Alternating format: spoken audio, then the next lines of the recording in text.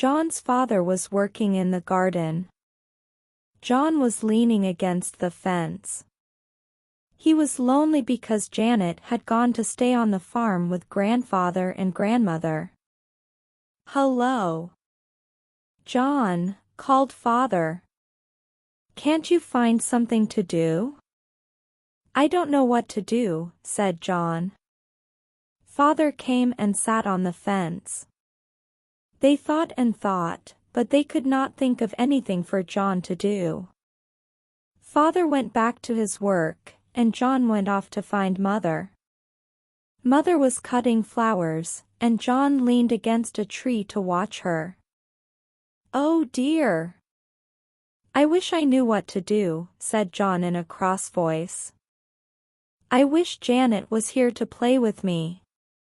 It's no fun playing alone."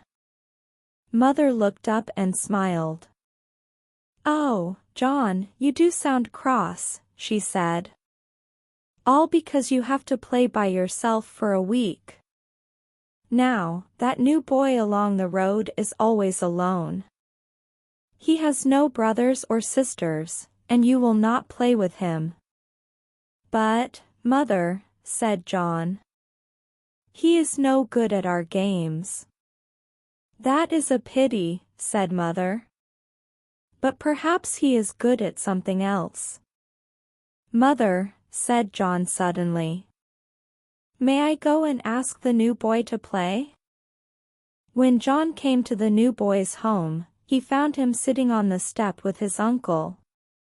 They were getting their fishing rods ready. John had never had a fishing rod. He had never gone fishing. "What a good line!" cried John when he saw what Dick was making. "How clever you are!" Dick's uncle found another long rod and began to get it ready for John. They took some fine strong line and tied it to the rod. Then they tied a hook to the end of the line. That afternoon Dick's uncle went to see John's mother. She was baking, and Mr. Brown sat down beside the table. He told Mother about Dick. He was very glad that John had come to play with Dick, because Dick was often lonely. "Dick has no father and no mother," said Mr. Brown. "And I am too old to play games with him. But I sometimes take him fishing. I wonder if John might come fishing with us when we go tomorrow?" The next day John went with Dick and Mr. Brown on their fishing trip. Mr. Brown had a friend called Andy, who lived by a lake. They were to stay the night with him, and come home the next day.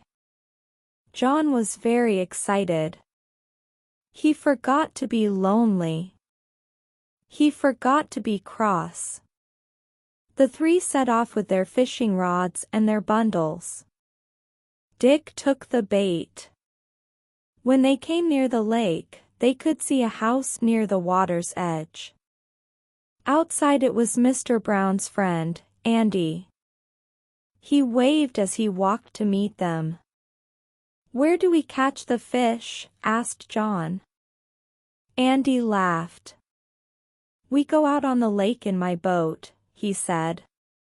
"But first you must come and eat, and then you must help to put up the tent.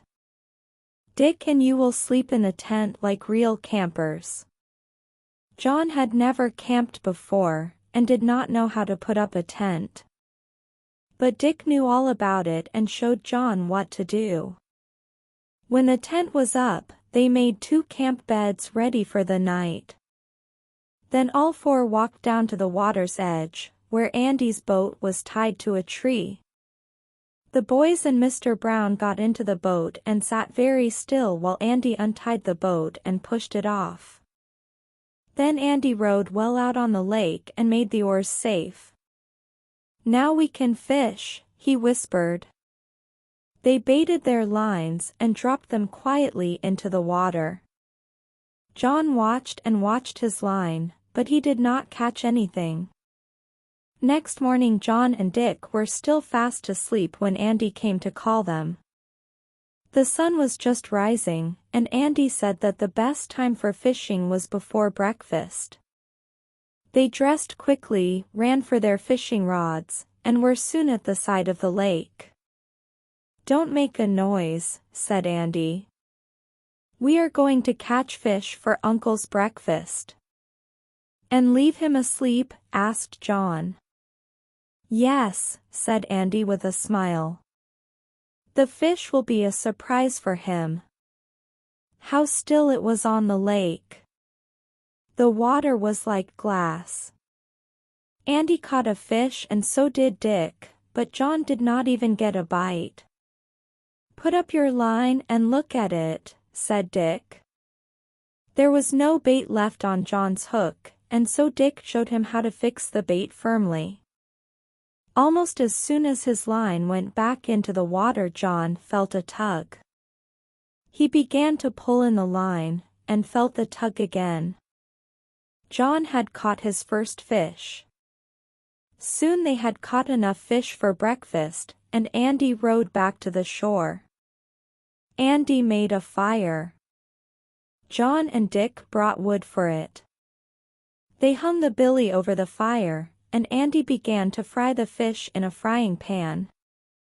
Mr. Brown noticed the smoke, and heard the boys talking. He came out. "What is this?" he asked. "Who has been catching fish for breakfast?" "All of us," said Andy. "But this big one is John's first fish." When they went home in the afternoon, John thanked Dick and Mr. Brown, and then ran to tell Mother how he had caught a fish and what good fun fishing was.